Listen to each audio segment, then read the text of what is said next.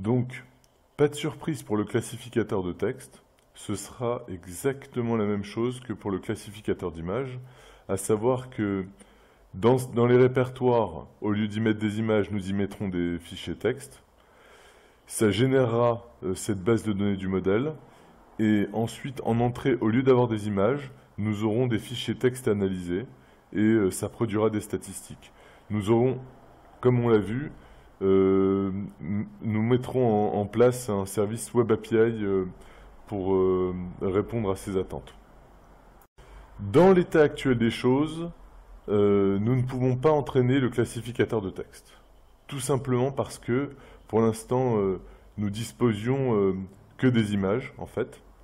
Et je vais vous expliquer la façon de procéder pour obtenir ces fichiers texte. Alors, si on regarde, voilà l'idée pour les documents structurés. Donc, pour les documents structurés, on aura...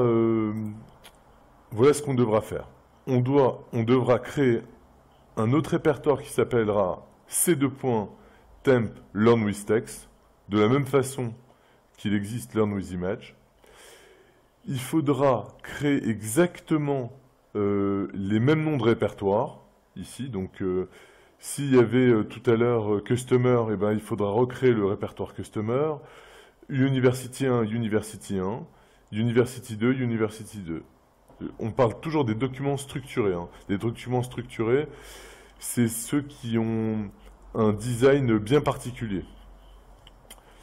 Une fois que ce sera créé, eh bien, photo par photo, nous créerons les fichiers texte, nous extrairons le texte de chacune de ces images, et idéalement, nous les appellerons par les mêmes noms pour voir si ça a bien été extrait pour vérifier après.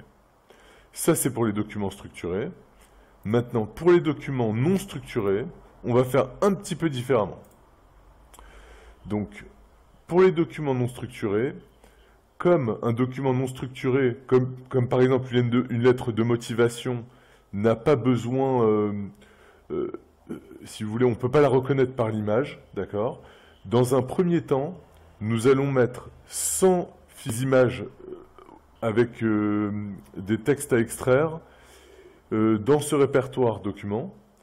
On va les océriser, le but étant que tous les documents ici se retrouvent en format texte ici de ce côté, de la même façon qu'on a vu pour les documents structurés. Et ensuite, dans un deuxième temps, nous allons faire quelque chose, c'est que maintenant que les textes existent, eh bien nous n'avons plus besoin des images. Et donc, une fois que l'opération d'OCR a été réalisée sur ces images ou sur ces fichiers, nous allons laisser qu'une seule image à l'intérieur de ce dossier. Une seule image parce que avec une seule image, on sait que la catégorie existe. Voilà. Ce travail de préparation que nous venons de voir, ce sera ce fameux projet texte classification.prepare qui va s'en occuper.